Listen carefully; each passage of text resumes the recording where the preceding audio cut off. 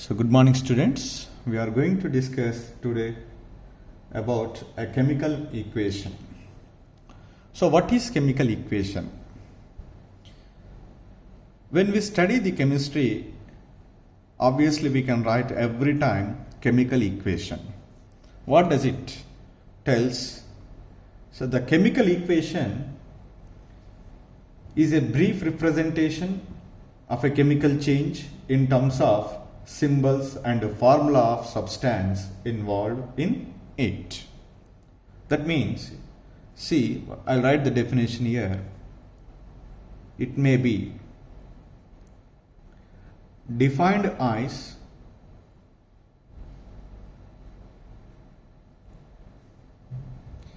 a brief representation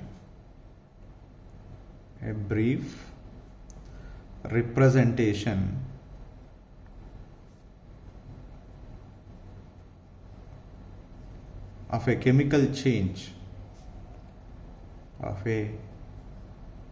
chemical change in terms of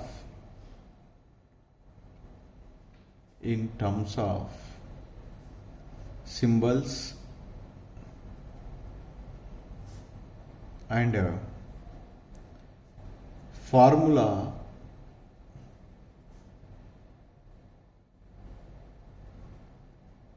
of substances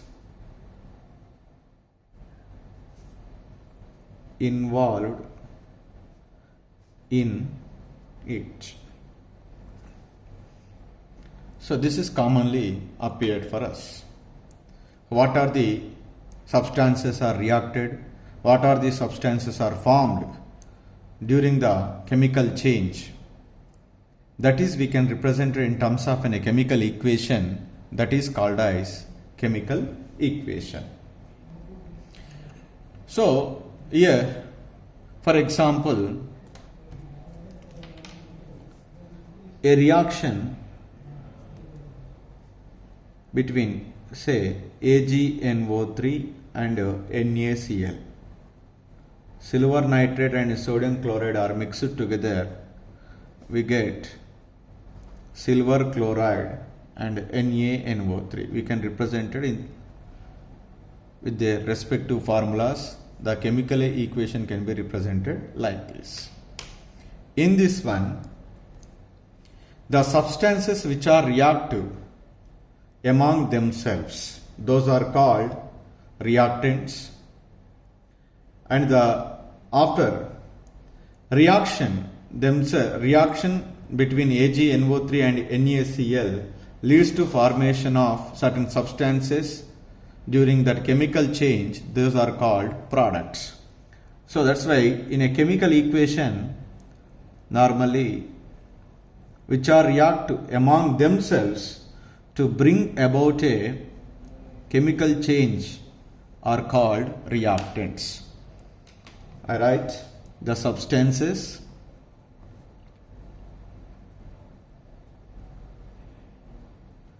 which react among themselves,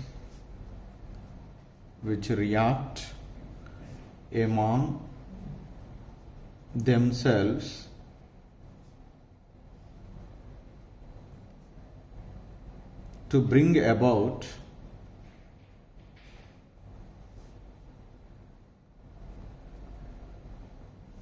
the chemical changes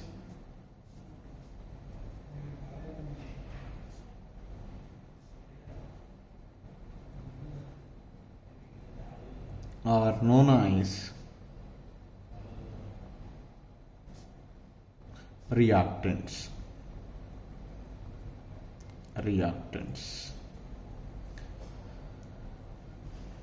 Products.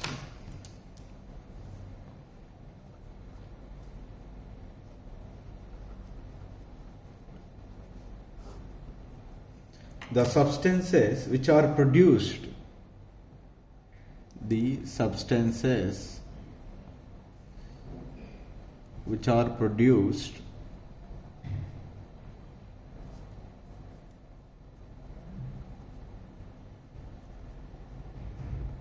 as a result of the chemical change.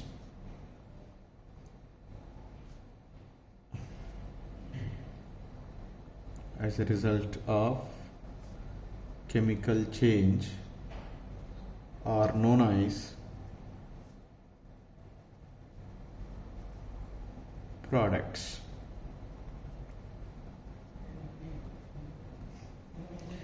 So, in the above reaction, AgNO3 and NaCl both are reactive together, and that causes a chemical change takes place. That's why AgNO3 and NaCl are reactants.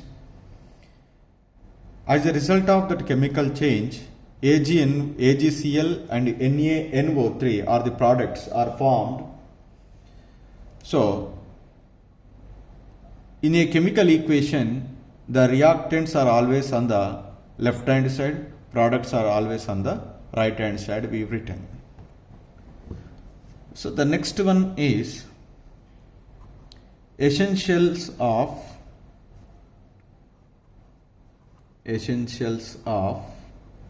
chemical equation. Chemical equation.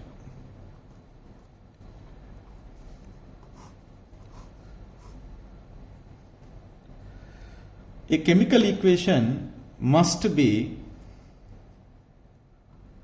fulfill the following conditions. So while writing a chemical equation between any two substances, that must be consistent with the experimental facts. That means first we need to conduct an experiment between the two substances. If those two are reacted and if the products are formed, then only we can write on the paper. So, as our wish, we cannot mix that substances. As our wish, we cannot write the products, because that reactants may react together or not. Even though if they are not reacted together, the products are not formed. That's why when we are writing the chemical equation, it must be consistent with the chemical equation must be consistent with experimental facts. Experimental facts. That is the first essential condition. And the second essential condition is that chemical equation should be balanced. It should be balanced.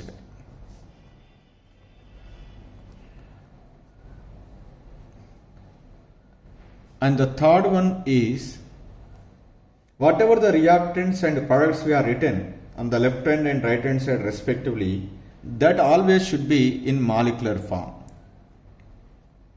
All the reactants and products, it should be molecular form. Suppose if you write the oxygen, don't write the oxygen as a O. You should write in a molecular form O2. Like that. So these are the three essential conditions must be satisfied by a chemical equation. So when you write a chemical equation, what information we conveyed by a chemical equation? That is our next topic. Information conveyed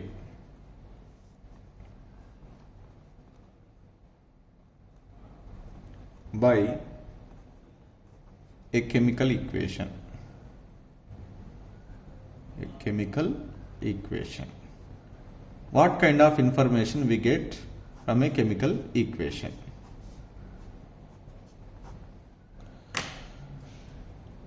So generally, a chemical equation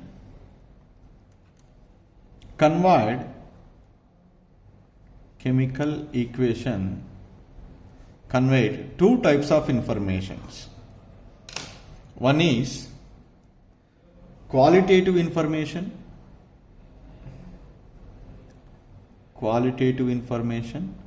and another one is quantitative information. The chemical equation can be provide two types of informations. One is qualitative information and quantitative information. What do you mean by qualitative information? Qualitatively,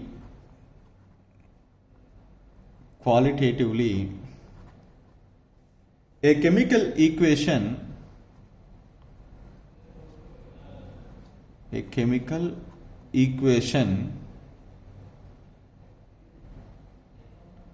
tells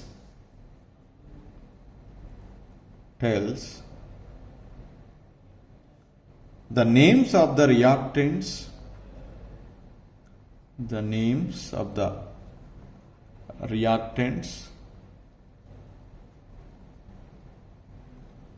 and products. So, what are the substances are involved in a chemical equation and what are the products are formed during that reaction? That is, we get from the chemical equation in terms of qualitatively. So, quantitatively,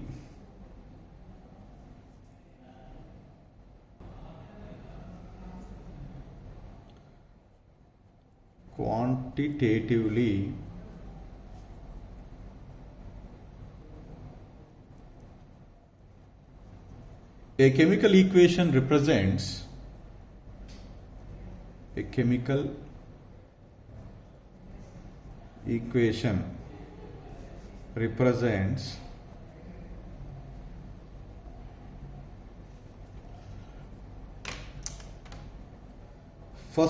very first one is relative number of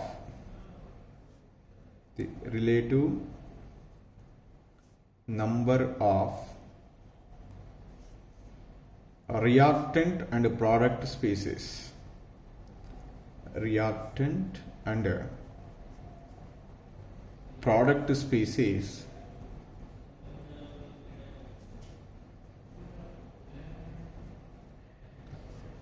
Taking part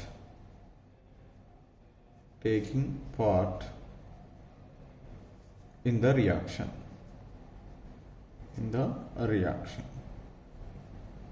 This is the one. It can also tells about the relative number of moles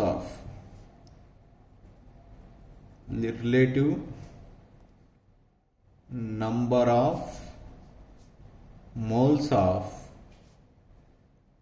reactants and products.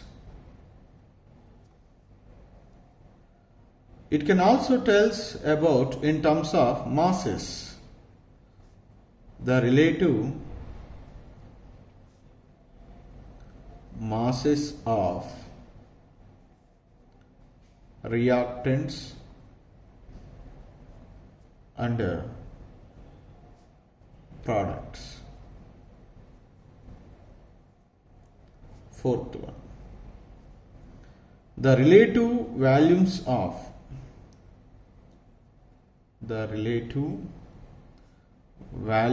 of reactants and products.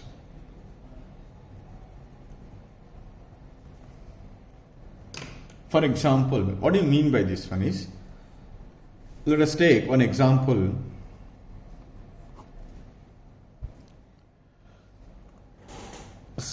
CH4 gas,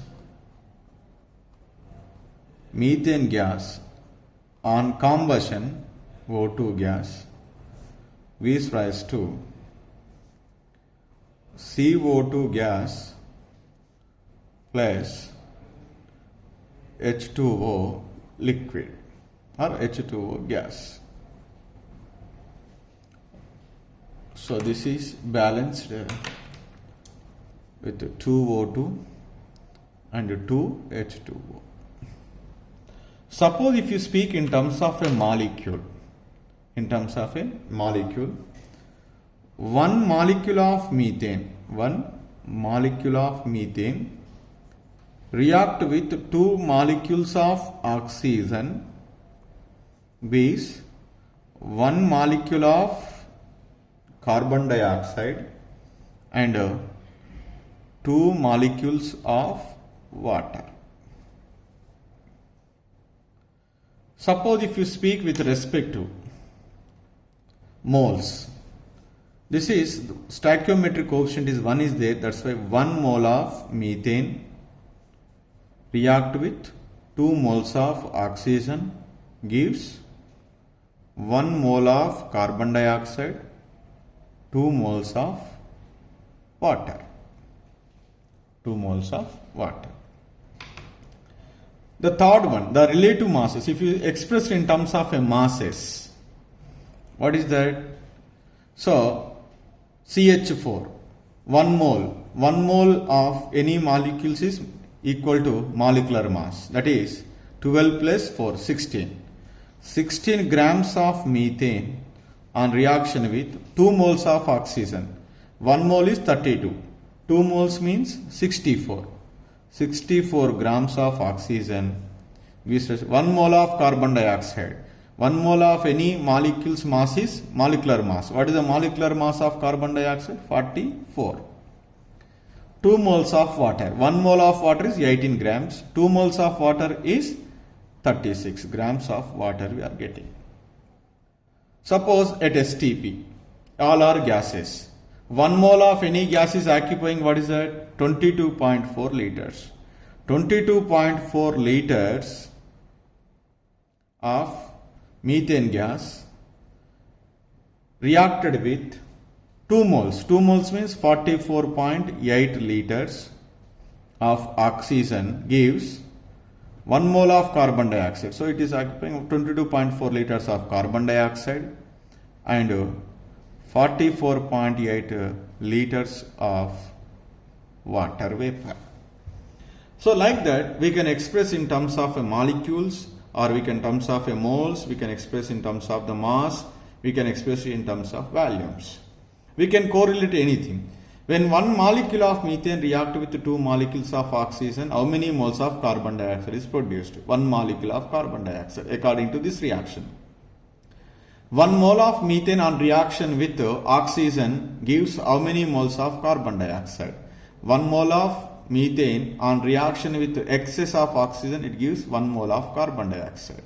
Like that we can correlate it.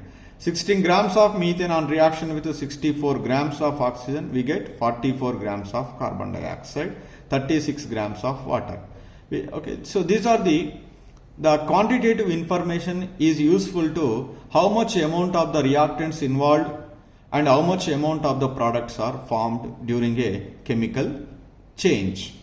So that information quantitatively we get by writing a chemical equation. So not only this one, the chemical equation is also can be provided more information also. So the chemical equation also should be more informative when we do certain modifications in the chemical equations. They are, the first one is, when we write a chemical equation, we need to be mention the physical states of the reactants and products. The first one, the physical states of the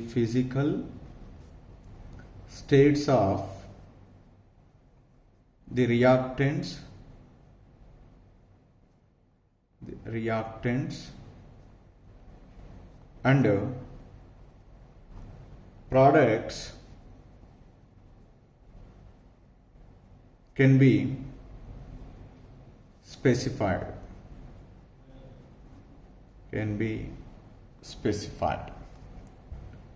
For example, when we write a reaction Zn plus HCl, we get zinc chloride and H2.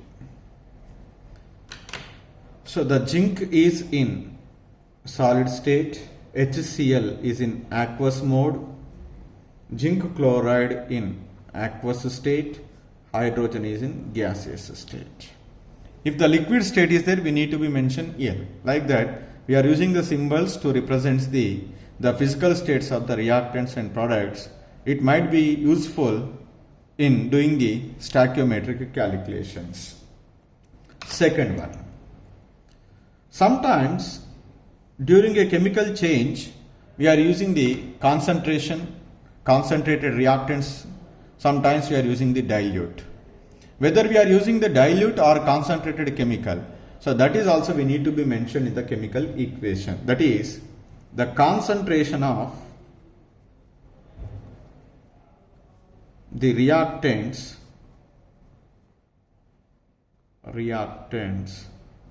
must be specified.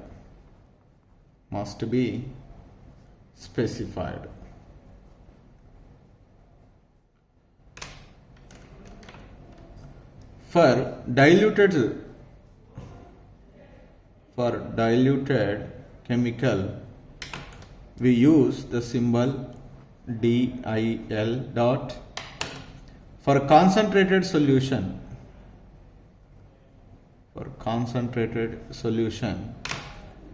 we use CON. For example, here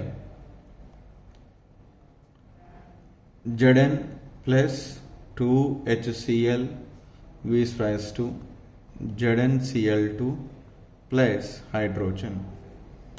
Here it is in solid state, it is in aqueous state, it is also in aqueous state, it is in gaseous state. Here the hydrochloric acid we are using the diluted, that is we need to be mentioned dilute like this. Or we can also mention below the reactant also. Sometimes some people may write below the reactant also, but we need to be specified, because sometimes by changing the concentration the products also changes. That's why we need to be mention the concentration of the reactant, whether it is dilute or concentrated. And the third one,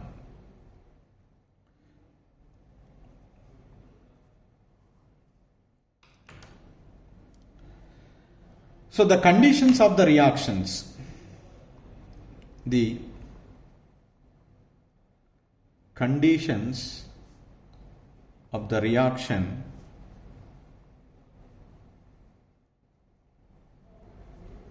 such as temperature, pressure, catalyst, etc. These are mentioned on the arrow between the reactants and the products. So I write may be written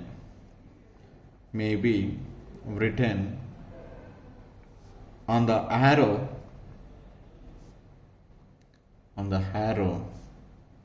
between the reactants and the products.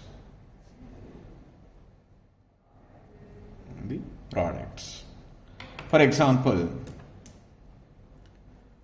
the preparation of ammonia,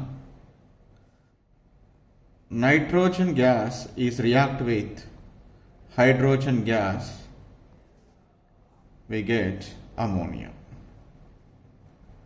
This is the reaction can be takes place in the presence of a catalyst, iron, molybdenum is acts as a promoter, temperature 723 Kelvin, 600 atmosphere pressure. All these temperature conditions, catalyst, all these we mentioned on the arrow.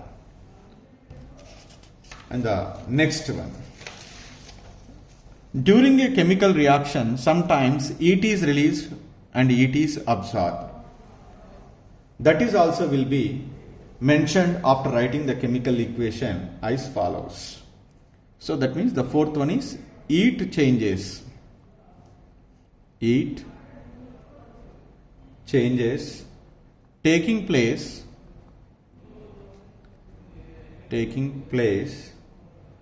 during the reaction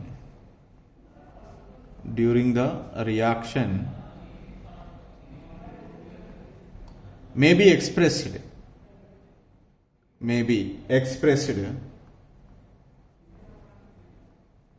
in the equation.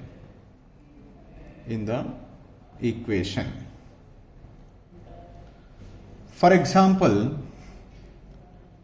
carbon solid react with oxygen gas gives rise to carbon dioxide gas. So it is an exothermic reaction. During this reaction, energy is releases. That is, we represented with that how much amount of energy is released. That is, we can write kilojoule per mole. In some of the reactions, that energy might be absorbed, energy is not released. In that cases, that reactions are said to be generally endothermic reactions. They are represented with delta H is equal to, we need to use that energy is absorbed plus symbol here 180.5 kilojoule per mole. Like that. So when we see this chemical equation, we get an idea, in the first reaction energy is released because delta H is negative. So that the reaction is exothermic. In the second equation, when we see the chemical equation, delta H is positive, energy is absorbed, so that it is an endothermic reaction. That kind of information we get if we mention the amount of heat is exchanged during the chemical reaction. The fifth one is, sometimes during a chemical reaction the precipitate is formed. That is, can be indicated by writing the PPT word, or adjacent to that PPT chemical we need to be write downward arrow. So the formation of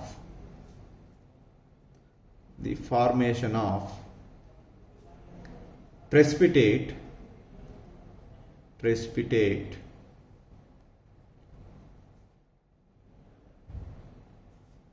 if any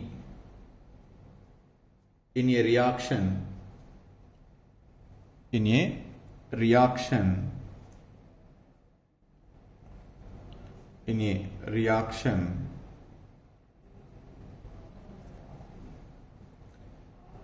may be expressed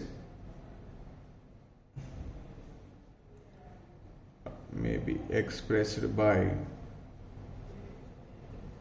writing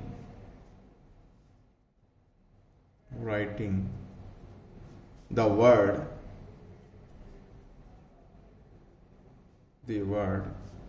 PPT, or by an arrow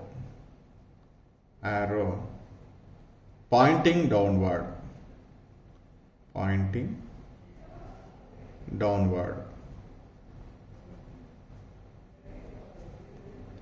For example, during the reaction between AgNO3 and NaCl,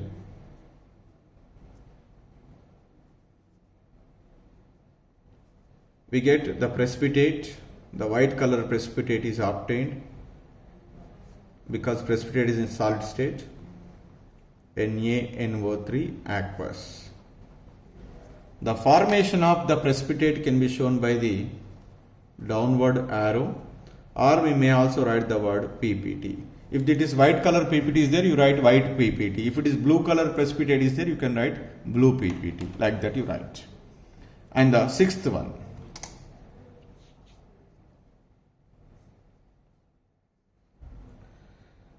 So sometimes the gas is evolved in a chemical reaction. That can be indicated by an arrow pointing upward. The evolution of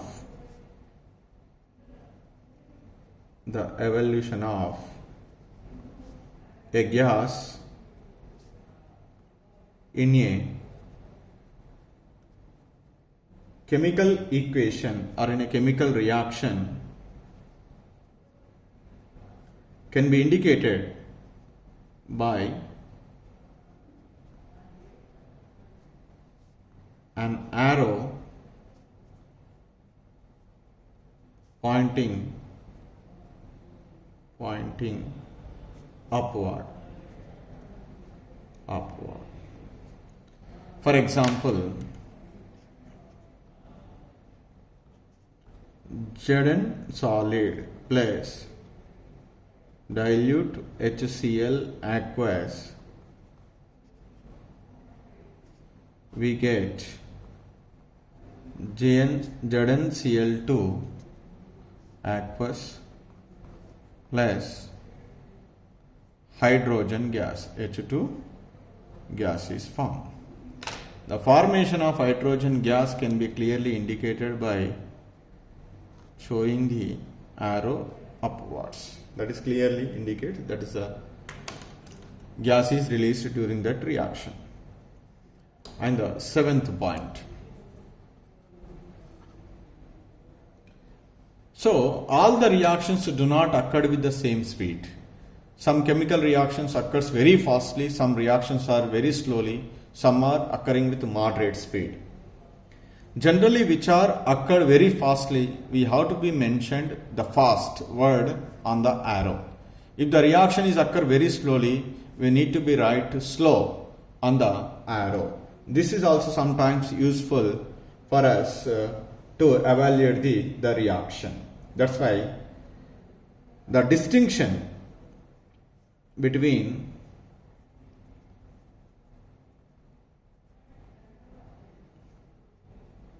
slow and the fast reactions, slow and the fast reactions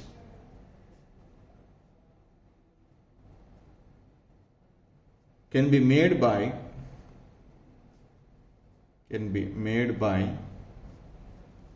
writing the word,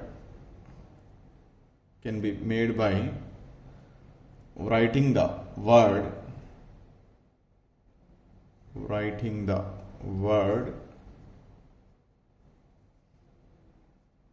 slow or fast. Slow or fast on the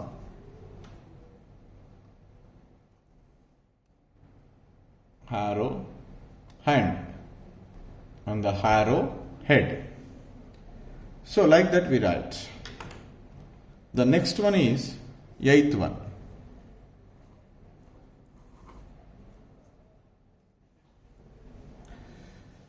Sometimes some reactions are reversible in nature.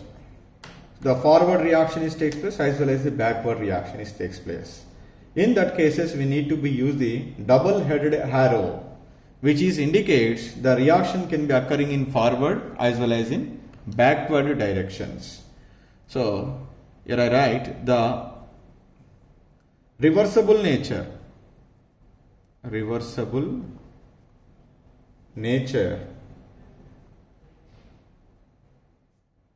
of the reaction may be indicated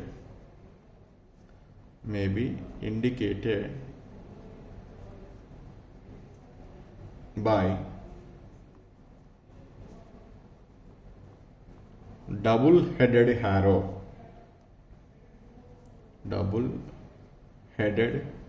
arrow,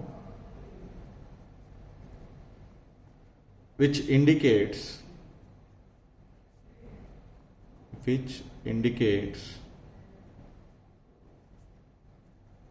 that the reaction is occurring.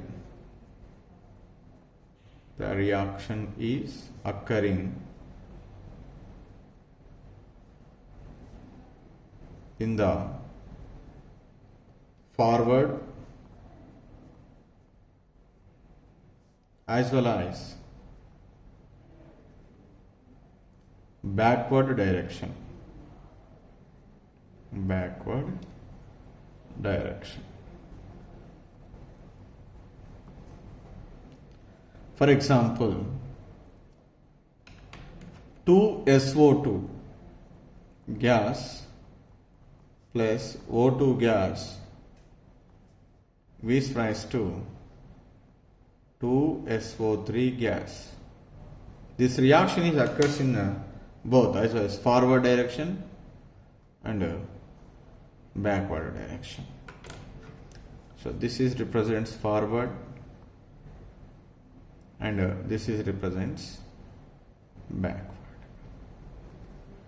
So these are the modifications has to be done for a chemical equation so that we get more information from a chemical equation. This is about the chemical equation.